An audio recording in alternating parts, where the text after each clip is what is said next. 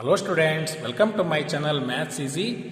I am your Manjunath teacher. Please subscribe my channel and also press the bell icon. Okay students, in the chapter pair of linear equations in two variable of exercise number 3.3 we have solved the first problem. Let's see how to solve the second problem. Okay, second problem ಅನ್ನು ನಾನು ಇಲ್ಲಿ ಬರೆದಿದ್ದೀನಿ, question ಬರೆದಿದ್ದೀನಿ.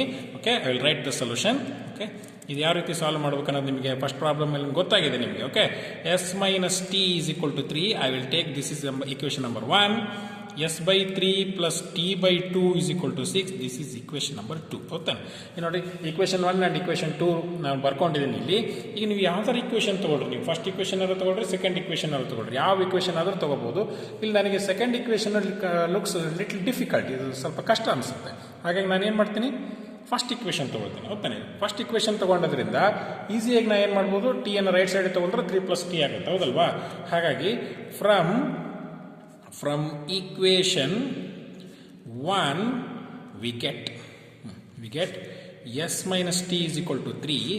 s is equal to what? 3 plus t. ಹೌದಾನೆ? 3 plus t. ಹೌದಾನೆ? ಈಗ ನೀವು T ಅನ್ನು right side ತೊಗೊಂಡ್ರೆ ಏನಾಯಿತು, ಪ್ಲಸ್ ಟಿ ಆಯಿತು. ಹೌದಾನೆ? ನೀವು ಎಸ್ ಆದರೂ ನೀವು ಎಸ್ ರೂಪದಲ್ಲೂ ನೀವು ಬರ್ಕೋಬೋದು. ಟೀನ ಇಲ್ಲಿ ಉಳಿಸ್ಕೊಂಡು ಎಸ್ ಅನ್ನು ಕೂಡ ನೀವು ರೈಟ್ ಸೈಡ್ ತೊಗೊಳ್ಬೋದು. ಯಾವ್ದು ಈಸಿ ಆಗುತ್ತೋ ಅದನ್ನು ನೀವು ಮಾಡಿ. You have to write the first variable in terms of other variable. ಒಂದು ವೇರಿಯೇಬಲ್ ಅನ್ನು ಇನ್ನೊಂದು ವೇರಿಯೇಬಲ್ ರೂಪದಲ್ಲಿ ಬರ್ಕೊಳ್ಬೇಕು. Okay, this is equation number 3. ಹೌದಾನೆ? ಸಬ್ಸ್ಟಿಟ್ಯೂಟಿಂಗ್. ಓಕೆ, ಫಸ್ಟ್ ಸ್ಟಾರ್ ಈ ರೀತಿ ಬರ್ಕೊಳ್ತೀನಿ ನಾನು. Substituting s is equal to, okay, s is equal to 3 plus t from equation 3 in equation, ನೋಡ್ರಿ ಯಾವ ಇಕ್ವೇಷನ್ ನೀವು ಹಾಕಬೇಕು, ಸೆಕೆಂಡ್ ಇಕ್ವೇಷನ್ ಅಲ್ಲಿ ಹಾಕಬೇಕು. ಅಂದರೆ ಫಸ್ಟ್ ಇಕ್ವೇಷನ್ ತೊಗೊಂಡಿದ್ರಿ ನೀವು ಇಲ್ಲಿ. ಹಾಗಾಗಿ ಇಕ್ವೇಷನ್ 2, ಇನ್ ಇಕ್ವೇಷನ್ 2. ಹೌದಾನೆ? We get what you can write. Equation 2 ಏನಿದೆ, s plus 3 t by 2 is equal to 6. ಹೌದಲ್ಲ? s ಅಂದ್ರೆ ಏನು, 3 plus t divided by 3 ಅಂದರೆ t by 2. ಓಕೆ, 6. ಹೌದಾನೆ? ಒನ್ ವೇರಿಯೇಬಲ್ ಇದ್ದಾಗ ಇವೆಲ್ಲ ಒನ್ ವೇರಿಯೇಬಲ್ ಬರ್ಕೊಂಡಾಗ ಏನಾಗುತ್ತೆ, ಟಿ ಇವೆಲ್ಲ ಸಿಕ್ಬಿಡುತ್ತೆ ನಮಗೆ. ಹಾಗಾಗಿ ನೋಡ್ರಿ, ಇದು ಎಲ್ಸಮ್ ತಗೋಬೇಕಲ್ಲ. 3 2s 6, 3 1s 3 2s, 3 1s 3 2s, 2 ಆಯಿತು. 2 ಇಂದ ಇದನ್ನು ಮಲ್ಟಿಪ್ಲೈ ಮಾಡಿ, 2 ಇಂಟು 3 plus t. ಹೌದಲ್ಲ? 2 1s 2 3s 3 ಬಂತು, 3 into t 3t is equal to 6. 2 3s 6, 2 into t 2t, 3t divided by 6 is equal to 6. ಹೌದಾನೆ? 6 plus 2 plus 3 is what? 5t divided by 6. ಹೌದಾನೆ? 6. Okay, ನಾ okay 5t ಆಯ್ತಲ್ವ ಇದು.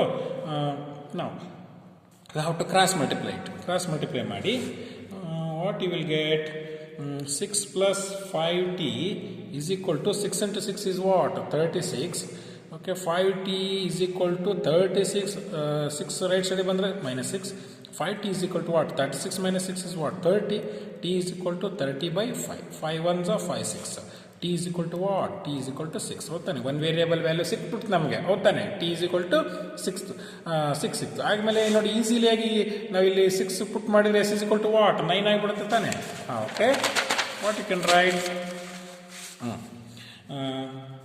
substituting, second star ಬರೀರಿ. substituting t is equal to 6 in the equation 3 we get s is equal to 3 plus t ತಾನೆ, equation 3. ಹೌದಲ್ಲ? s is equal to 3. 6 ಅಂದ್ರೆ ಏನು, t ಅಂದ್ರೆ ಏನು, 6 ತಾನೆ. s is equal to 3 plus 6 is what? 9. ಹೌದಾನೆ? What you can write, s is equal to 9 and t is equal to 6. ಹೌದಾನೆ? ಎರಡು value ನಮ್ಗೆ ಸಿಕ್ತು. ನಮಗೆ is the solution of the given equations. ಗೊತ್ತಾಯ್ತಲ್ಲ ಮಕ್ಕಳೇ?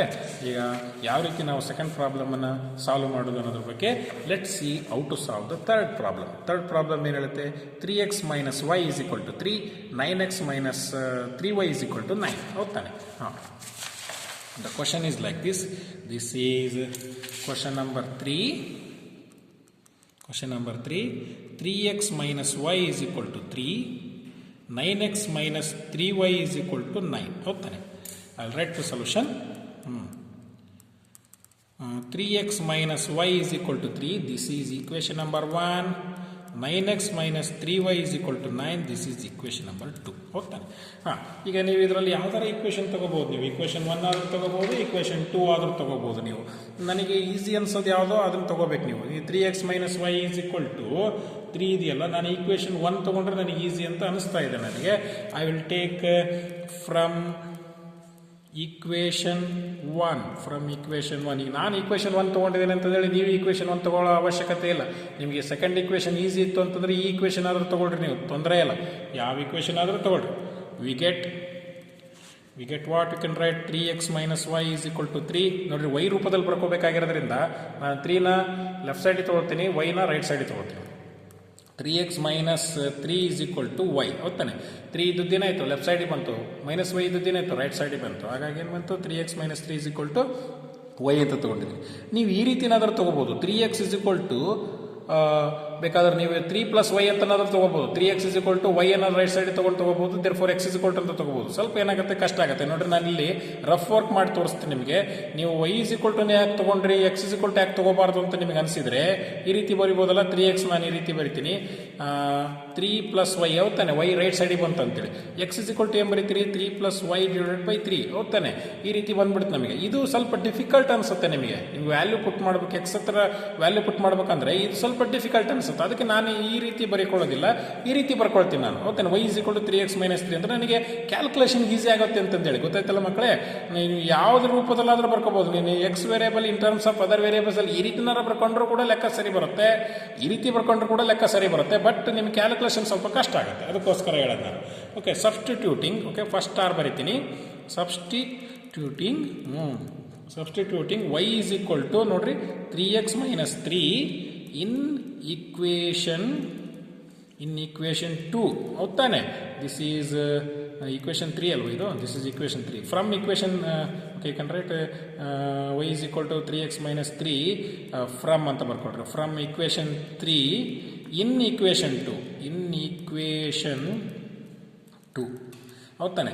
ಈ ಈಕ್ವೇಷನ್ ಅನ್ನು ತಗೊಂಡು ನಾವೆಲ್ಲ ಹಾಕಬೇಕು, ಈಕ್ವೇಷನ್ 2ನಲ್ಲಿ ಹಾಕಬೇಕಂದ್ರೆ ಈ ಫಸ್ಟ್ ಈಕ್ವೇಷನ್ ಬಳಸ್ಕೊಂಡು ನಾವು ಇದನ್ನು ಮಾಡ್ಕೊಂಡಿರೋದ್ರಿಂದ, ಹೌದಲ್ಲ. ಹಾಗಿದ ಮೇಲೆ ಏನು ಬರೀತೀರಿ ನೀವು, 9x minus 3y is equal to 9. ಯಾವುದೋ ಈಕ್ವೇಷನ್ 2 ಇದು. ಈಗ ನಮಗೇನು ಸಿಕ್ಕಿದೆ, y is equal to ಸಿಕ್ಕಿದೆ, ಹೌದಲ್ಲ. 9x ಹಂಗೆ ಬರೀತೀನಿ. 3 into y ಜಾಗದಲ್ಲಿ ಏನು ಬರೀತೀರಿ, 3x minus 3 ಬರೀತೀರಿ, is equal to 9 ಹೌದಲ್ಲ.